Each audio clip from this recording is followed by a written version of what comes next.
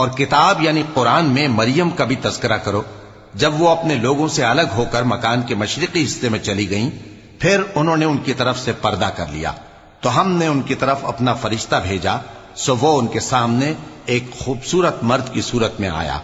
مریم بولی کہ اگر تم پرہیزگار ہو تو میں تم سے بچنے کے لیے رحمان کی پناہ لیتی ہوں۔ فرشتے نے کہا کہ میں تو تمہارے پروردگار کا بھیجا ہوا یعنی فرشتہ ہوں، اور اس لیے آیا ہوں کہ تمہیں پاکیزہ لڑکا بخشوں۔ مریم نے کہا کہ میرے ہاں لڑکا کیوں کر ہوگا، جبکہ مجھے کسی مرد نے بطور شوہر چھوا تک نہیں، اور میں بدکار بھی نہیں ہوں۔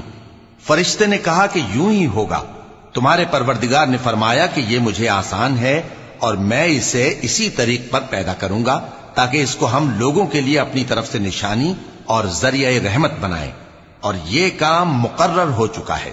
چنانچہ وہ اس بچے کے ساتھ حاملہ ہو گئیں اور اسے لے کر ایک دور جگہ چلی گئیں۔